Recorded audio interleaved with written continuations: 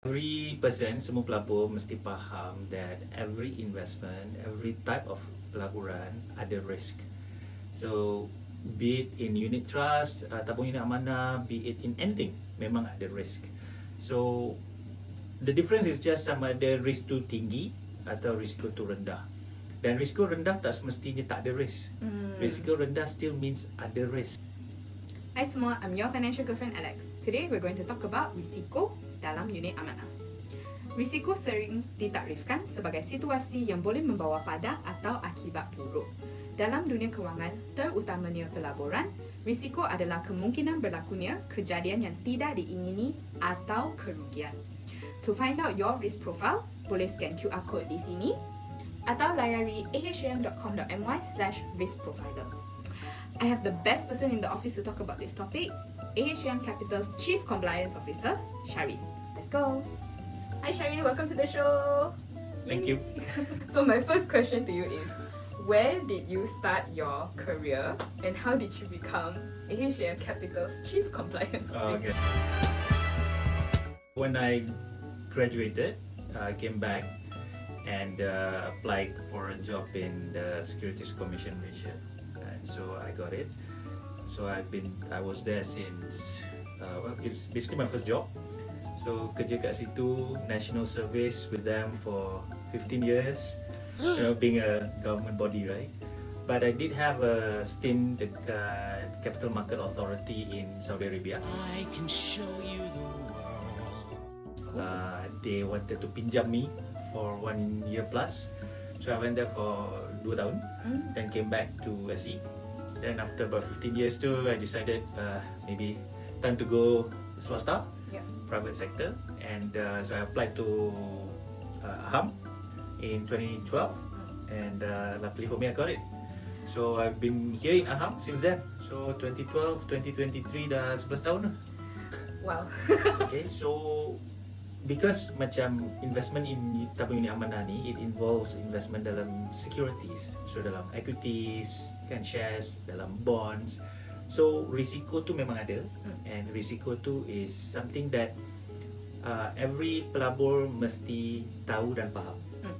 Okay, so we disclose dalam prospektus dengan PHS specific risk as well as general risk. Okay, let's go general risk first. What is general risk? So general risk ni is basically risiko yang setiap tabung unit amanah akan hadapi. Okay. Contohnya risiko pengurus dana. So pengurus dana ni dia manage you punya duit. Okay. So risiko dia is dia punya expertise, dia punya experience. So kalau pengurus dana ni dia punya experience dia is low, then risiko tu tinggi lah sikit sebab dia mungkin buat salah ataupun dia mungkin buat silap sana silap sini, kita tak tahu lah, kita tak tahu. Tapi ada risk tu. But that's general risk. General risk ni ada banyak, liquidity risk dan macam-macam lah dalam, as you can see dalam PHS tu berjela-jela. But investor must understand this risk. Mesti baca prospektus dengan PHS tu. Kalau specific risk ni, it's more on risk yang khusus untuk that particular tabung. Contohnya kalau investor invest dalam tabung unit amanah yang invest abroad. Jadi specific risk dia would be fund manager yang abroad tu, ataupun currency risk. Sebab currency kan naik turun kan, macam kita sekarang duit ringgit kita tengah low. So ada bila duit ringgit kita naik, baguslah untuk kita, tapi bila low tak bagus untuk kita. So ada risiko tu. And then risiko country to itself. Country to itself pun ada risiko dia. Regardless of whichever consultant you meet from any of the from the financial sector, there is always this suitability assessment form, right? So what is that form? Why do we fill in that form? And why kita kena isi that form dengan jujur? Okay, that form is a very important form. To me, it's one of the most important form. Okay. Sebab that form is the form yang basically akan determine you punya risk profile, the customer punya risk profile. So it's very important that bila jawab tu, jawab dengan jujur, dengan tepat. Sebab dia punya result daripada form tu will tell consultant tu sama ada you ni high risk customer, high risk profile customer, or low risk profile customer, or even moderate risk profile customer. So is like I say, it's very important to be accurate dalam menjawab soalan tu lah. So bila bila consultant dia dah buat calculation tu dan dia dah tahu okay you ni moderate risk profile customer, then dia akan recommend, dia akan syorkan tabung-tabung unit amanah to you that is moderate risk. Okay, so that you invest in those kind of funds ataupun anything that is lower risk, sebab dia tengok you punya risk, tahap risk yang you boleh terima, you punya risk profile is moderate, right?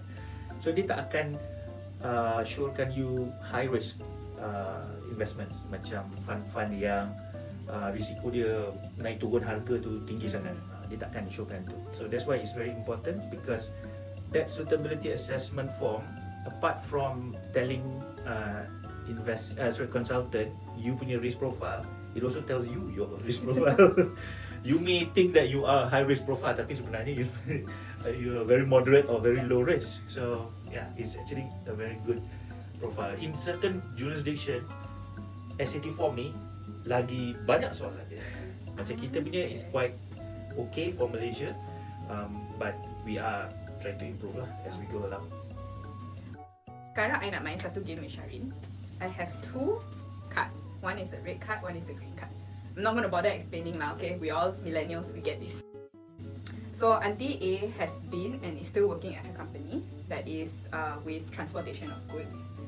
She is in her mid-50s and she was approached by a UT consultant. Okay. So we'll call him Consultant B. Finally, after 1 year, Auntie A says, okay, I will sit down with you for the pitch. So when they met, Consultant B asked standard questions like dah berapa lama, you know, your investment experience, apakah tujuan pelaburan, apakah expected returns you are looking for, all of this, and that helped him determine Auntie A's profile, because she's already in her mid-50s and memang duit ni untuk retirement dia lah. Oh, sama macam ni. So she didn't want to put in fixed deposit anymore at the time because lock up your money kan. So she was looking for an investment product that basically boleh bagi 3 to 4%. And Consultant B suggested she should go into a growth fund. So that growth fund, old woman pure savings equity growth. for retirement, definitely not growth fund, sebab growth fund is high risk. Yes. And Auntie A accidentally forwarded me her forms. SAT That SAT semua ada kat dalam. I really didn't know because it was just in one file. So but I realised that her SAT that she filled in, dia memang moderate risk investor, tetapi there was certain part of the form that were blank and she had signed at the bottom. Tak boleh. So I called her and I Probably said, SAT must be filled up full, 100% filled up, so that the result will be accurate. yeah. So I told Auntie A like, Tapi kenapa dia sign?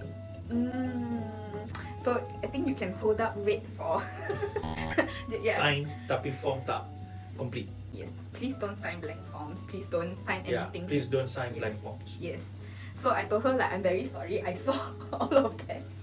And when I asked her, kenapa you sign the form even though dia tak filled in fully, and she said, macam mana lah I tahu Consultant B suruh sign je. Tak boleh juga. Yeah. So on top of all of that, in the email, so there was one file which is all her scanned document. The other file was just the brochure of the fund. That's all Prospektus she dengan PHS tak ada. Prospektus dengan PHS mesti ada. I hope it's not our consultant AHAM. So that's basically the whole story lah. But it happens more often than we think, right? Like it's actually quite common, guys. Yeah.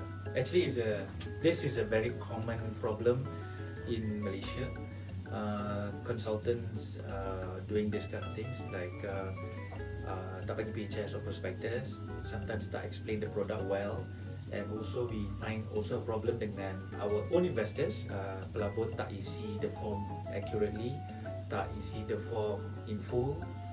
So these are very common problems. It's not an isolated case in the case of your auntie's friend, but it's a very common problem. So everybody has a part to play. Consultant ada part to play, investors got a part to play, so that when everybody plays their part betul-betul, then insyaAllah everything will be okay and you will not be taken for a ride or anything. Alright, so we chatted for quite a while, and I actually had a really good time.